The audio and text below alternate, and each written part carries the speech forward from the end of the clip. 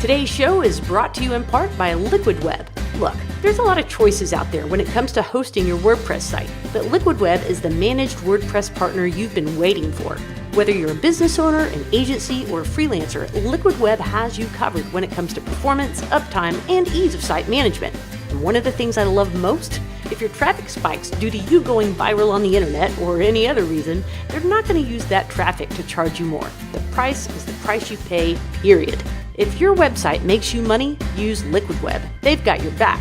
Now they're offering a special deal to listeners of this show. You can save 40% for 4 months of hosting when you use the code OfficeHoursFM over at liquidweb.com/managedwordpress/officehours. Welcome to Office Hours FM. I'm your host, Carrie Dills. Today's episode is number 8 in a series that's meant to give you a complete experience of taking a project from cradle to successful launch. By bringing together successful freelancers, thought leaders in digital, and people who've ranged from freelance to enterprise, I've curated the best advice I could find from the most relevant point of views to help you succeed. Today, I've got Diane Kenny back on the show. She's the founder of the Versatility Group, a boutique professional services firm. Over the past 20 years, she's used her extensive business and technology experience to help clients achieve meaningful results with digital projects. She's worked with publicly traded companies and enterprise clients to craft smart solutions and deliver multi-million-dollar projects on time and, most importantly, on budget. She specializes in marketing and growth strategy, workflow optimization, and creating operational efficiencies. And that's the reason she's the perfect person to chat with us today about project management. Many a project has died on the doorstep of poor project management, and Diane's going to share with us some strategies to set every project of ours up for success. After a quick word from our sponsor, we'll get into the show. This part of the show is brought to you by SiteLock. Do you maintain, develop, host, or market websites for others? Would you like to add more revenue to your bottom line?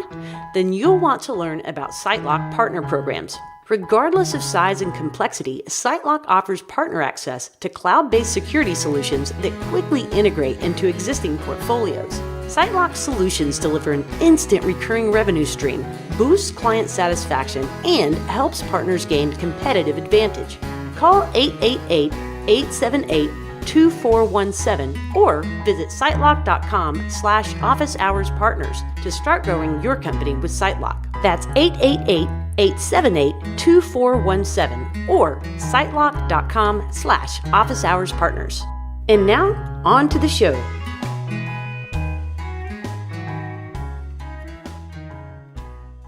Hey, Diane, it's so great to have you back on the show. How are you doing today? I'm great, Carrie. How are you? I'm well, thank you. So I sourced you out of all the people in the world that know about project management. You happen to be my favorite. Well, thank you. I know, favorite project managers. But actually, one of the things I love about you is that you're able to take, you're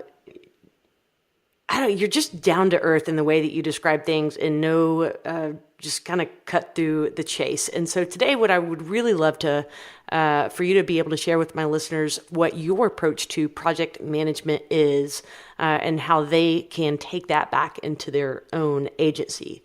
So let's start maybe by just kind of sharing what is project management? Well, I think it's really important to talk about this because the definition I think that most people use has become so broad as to not be that helpful. So classic project management has a specific outcome. It has a point that it starts. It has a point that it ends. You have a defined scope that you're trying to accomplish, and you have a defined resources for that project. So sometimes you hear people talk about agile versus waterfall, which are development methodologies, and that is not super relevant, for this discussion.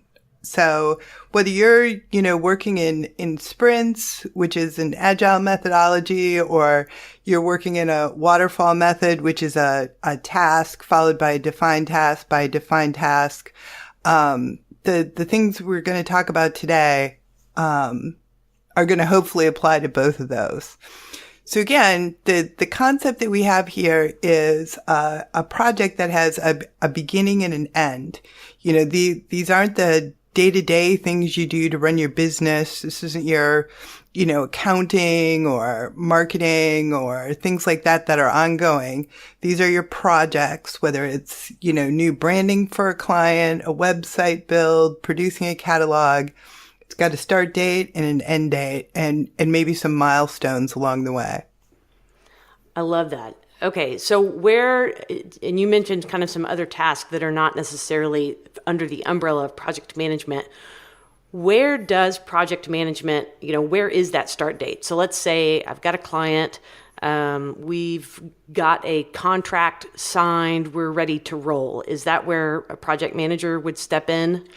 Yes, although a lot of times you can benefit from having a project manager in the conversation earlier, because project management is really closely tied to scope, estimate, and communication. So the better understanding the project manager has of the expectations, the client, the project manager can sometimes provide some realistic input into scope.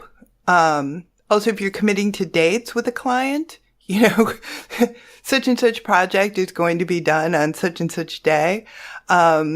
Your life will be a little bit easier if you've, thought through the project management aspect of that, whether it's you that's project managing, or whether somebody else is. So you can't really go wrong, by having, your project management hat on or having a PM involved in I guess I would call it the sales process. Okay. Well, and I'm glad that you said either your project management hat or an actual project manager, because for those of us that freelance, we're wearing that hat along with all of the other hats. So I guess just to clarify, the things that we're going to be talking about have application, whether you're in that freelancer role, whether you have a small team, or whether you're in a larger agency environment. Is that fair? Definitely. And project management increases in complexity and depth, as the size of the team and the size of the project increases. But the fundamental concepts that we're going to talk about are universal. And it's really important, I think, too, in smaller situations, as wearers of many hats, it's important to know which hat you have on at a given time, right?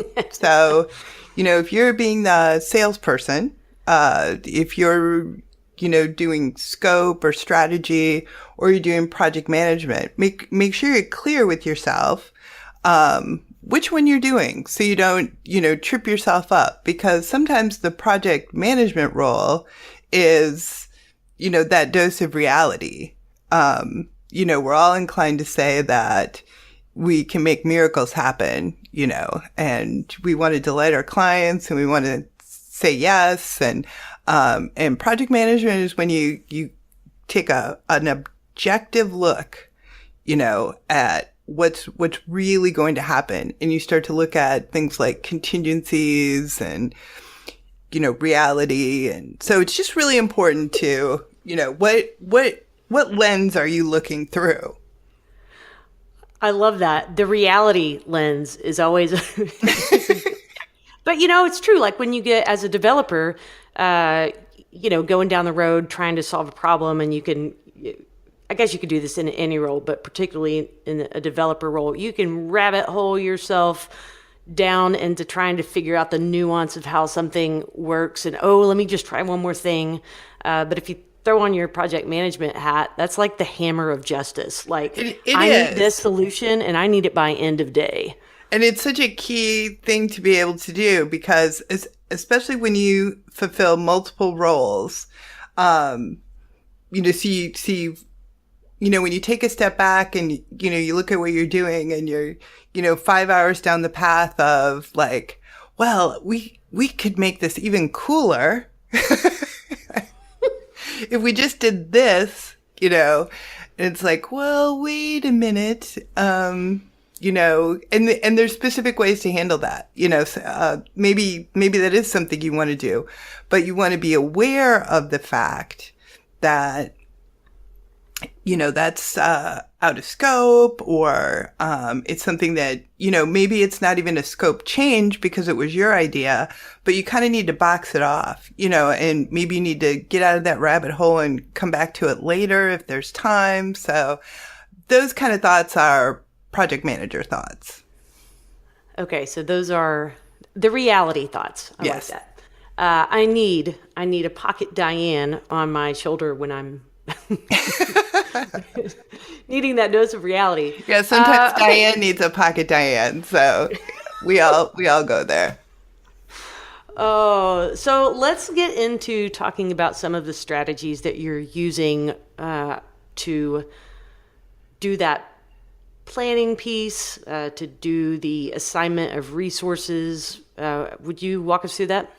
Absolutely. So again, depending on scale, there are some nuances to project management, but at its root, at the heart, project management is not a tool. That's one of the most common misconceptions I think people fall into is I need some project management in my life. What tools should I use? Instead, it's a set of skills and processes, and it has a huge focus on communication. So one thing I really can't emphasize enough is if you have a client and, it doesn't matter, who that client is. It could be, another developer that you're working for. It could be a business, but you have a client somewhere if you're doing a project. It could even be an internal stakeholder in a company. But you are largely responsible for communication. Even if that communication is delivered in the form of a status report, a stand-up, an update, there's some process here where you, at regular intervals during the project, need to update someone where things stand. Because this is probably the single biggest reason projects derail is people tend to get very heads down and very focused on making progress, which is awesome. But if you don't communicate that progress to anyone, it's as if it's not happening. It's that tree falls in the forest type of thing. Great. You've produced a ton of work. Nobody knows about it. Nobody knows where the project stands. So just assume through all the things we're going to talk about that there's regular threads of communication happening. A quick question there on that. Where does, is that, and I don't know if you would call those milestones or not, but are you like calendaring those at the beginning of a project, or is it just sort of a mental reminder to, okay, we need status reports? I would make it more than a mental reminder. So depending on the type of project and the client expectations that you set and what type of thing you're doing, those actual communication points should be part of the project plan. So when you sit down to build your project plan, formally or informally, you're either saying something like, are you giving weekly status updates? Could those be, maybe those are just to other team members, like upstream from you, and they're handling client communication? Are you handling client communication? Is there any kind of provision? Because, I'm kind of defaulting to weekly, but that's not necessarily going to make sense for every project. So I think of projects as everything from, let's say you're doing a branding project, logo development. It's very defined. There are 2 revisions. That's probably not a 12-week effort with weekly communication. That might just span the course of 2 weeks if you've got a well-defined process and you you update the client twice about where you are. If you're doing a 3-month or a 6-month project, that's going to look entirely different. And sometimes weekly might not be enough.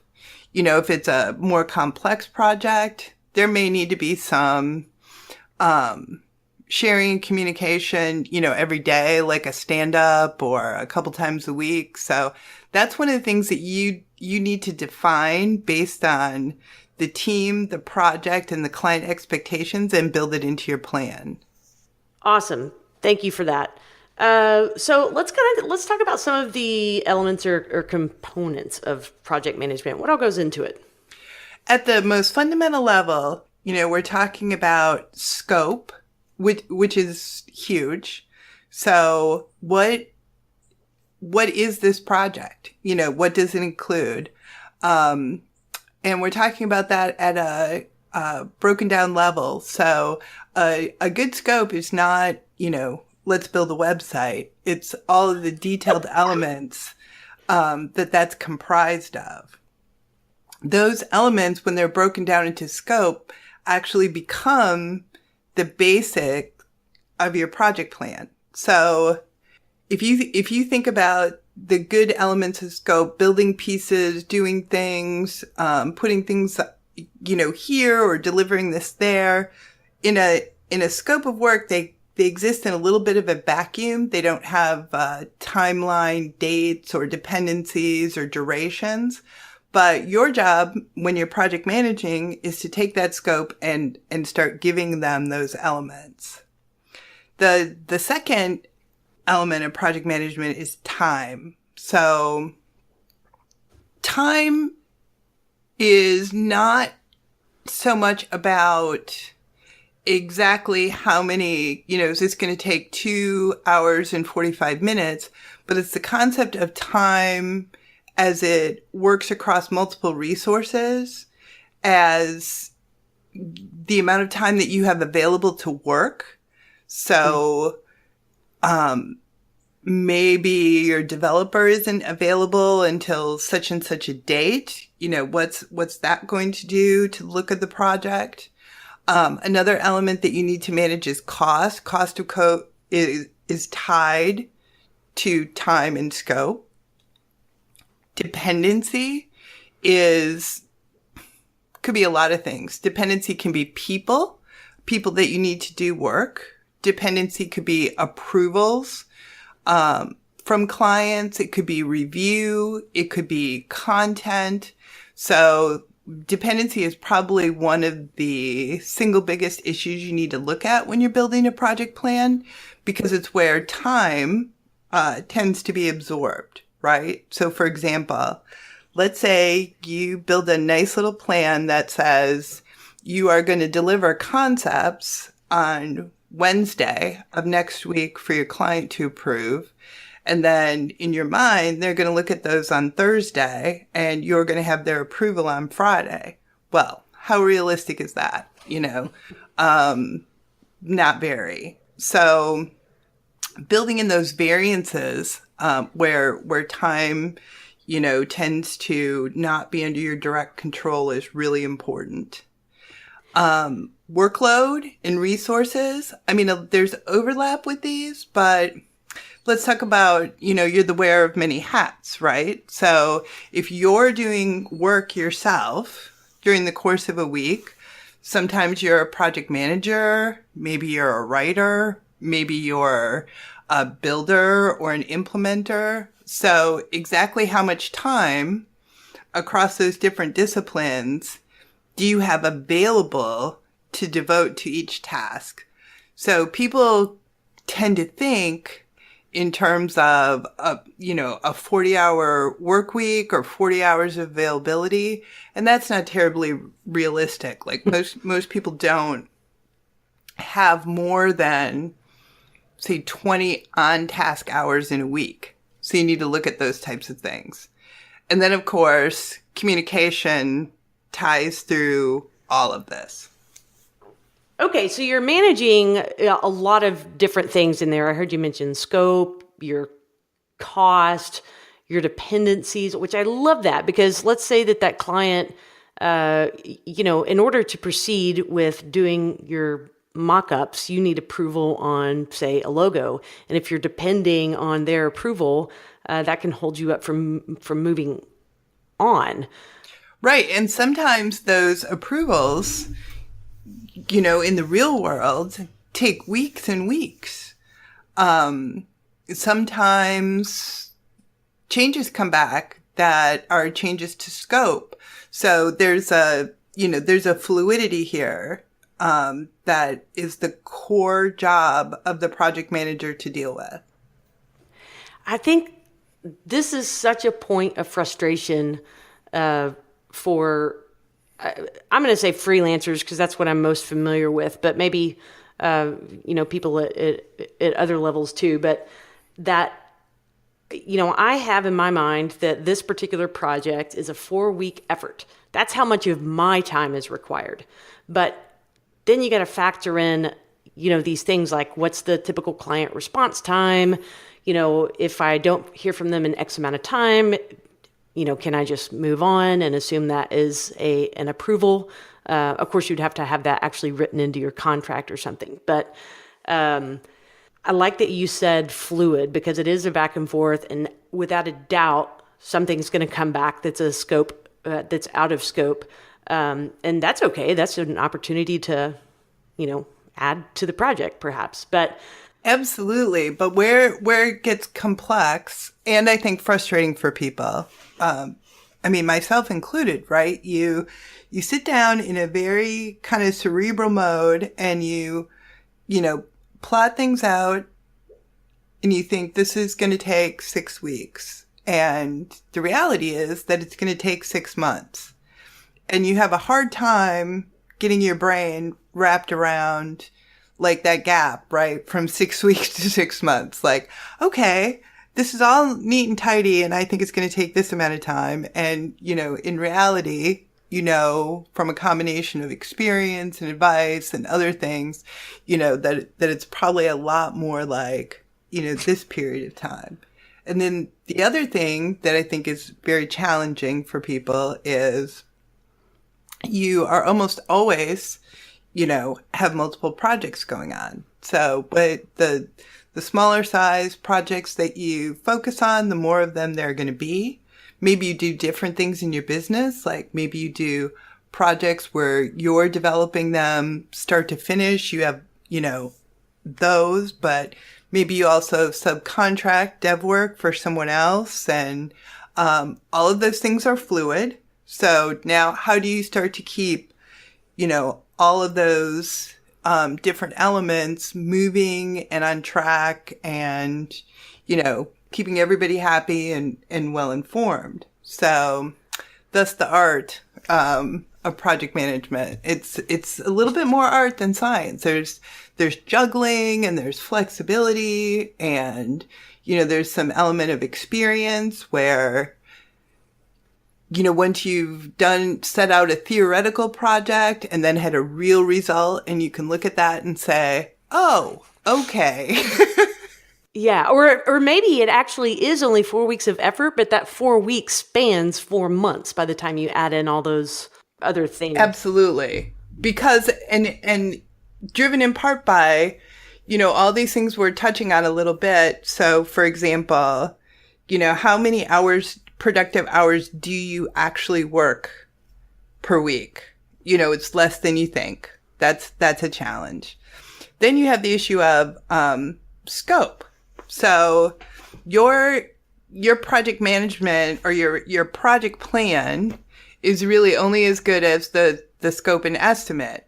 So what I've seen, like what I've learned personally and seen a lot of other people go through, is there are a lot of times unidentified tasks and unidentified chunks of time in projects. So you have a theory, right? And then you spend 5 hours, looking for a stock image that's going to work. I've never done that. No, me either. For the hero, because it has to be just right. And well, you certainly didn't, plan on that 5 hours. Or, this is one that got me very early years ago. It was the first e-commerce project that I ever did. I'm going to guess like 15 years ago. Good Lord. I mean, photos and descriptions and all the, photos need to be sized to be consistent. And they're not, I didn't know that I needed to tell the client to name them with the product ID.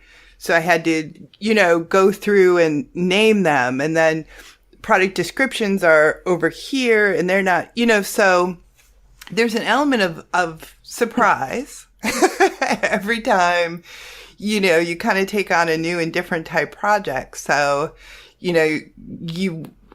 which is a really important thought is if something has a new element, maybe it's something like a membership site that you haven't done before, or it's a type of e-commerce or digital product, you need to pad that project plan, with learning and research time. Oh, okay. Now I'm almost hesitant to ask this question because this really kind of makes us go off on a different trail. But just quickly, how would you, when you're padding that time, you're building that time into your schedule, say for, research purposes or whatever, are you passing that cost to the client? No. Why? My education and development is my responsibility. So the client could have hired anyone to do this project for them. When they decided to hire me, it was with full faith and confidence that I would deliver it for them. Not that it would be a teaching, learning opportunity for me. So and that's just my personal belief, but I've always believed that. Particularly in the early years of business, I probably worked like a full-time job delivering services and at least another half-time job learning things. And I think that's just part of your responsibility as a service provider. Boom. Wow. You made that so succinct. We're going to hop right back on the trail, but I love that answer. Okay. So project management, I feel like if it's done well, that this is something that brings a sense of kind of calm and order to a project. But Absolutely. If this is all kind of new information or kind of a new way of thinking about tackling a project, it can seem almost overwhelming. Can we talk about some, I don't know if strategies is the right word, but kind of some ways that people could start implementing better project management skills into a project? Yeah, there are really two elements, two fundamentals that I think you need to master to get started. And like we talked about at the beginning, this is a skill, like designing, like development. It's something that you learn and get better at. The more you do it, the more you practice. So one of the first things that you really want to work on is your ability to define actionable items or tasks. So this has been my personal experience that the better that I have been about tracking time on projects, my time and other people's time, the more I have learned about where that time is going and where I know time is involved, that's not necessarily part of the project scope. So, for example, when you start a new web design project, a website build, you're going to potentially set up a local hosting environment for that. That first set of tasks may be something that's, not in the scope document for the project. you're going to set up some sort of client file. Like where are you going to stash their content and their logos and, their contract and the rec. So you're going to do some housekeeping, as a part of bringing that client on board. Did you account for that? So there's a cycle with time tracking, thinking about past projects, learning from them, that's going to help inform you of tasks that, you end up doing over and over again, and tasks that you don't necessarily think about. Also, it's going to help you break down scope items into actionable bites, right? Like I just have a personal belief that you should have one task. You shouldn't bundle tasks. So something like customize the event calendar. Let's say you're doing a project that has a very complex, many categories, purchase buttons, all kinds of different things around an event calendar. And there's some theme customization that needs to happen. There's code customization. There's content loading. There's testing and review. So all of those tasks are within setting up the event functionality for that project. And what a lot of people tend to do is they'll have one or two tasks associated with that, and when it's actually 11 or 12. And if you don't break those tasks out adequately, you can't create dependencies between them. You can't schedule them as well. So it's important to be kind of try to drill down to the smallest action possible. Will help you tremendously. It seems like extra work, but it really will benefit you in the long run. Oh, that is so ridiculously practical and helpful. That's excellent. Are there any other tips or strategies that you would recommend to start implementing better project management into your life? Yeah, I would say remember that your client, whoever it is, has another completely full-time focus other than the project you're working on, in most cases. Unless you're working on a large project in a corporate environment where, you've got a resource dedicated to working with you, almost all of the time, a small business owner or, they have a full-time commitment to something else. So it's really important to remember, when you're looking at things from a project management standpoint, what is their realistic availability? And my big tip would probably be, don't believe what they say, because everyone, human nature, is very excited about their new website. They're very motivated.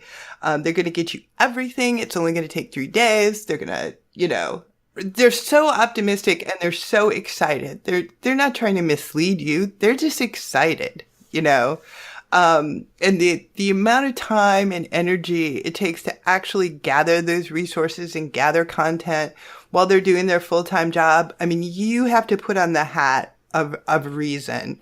You do this for a living, not them.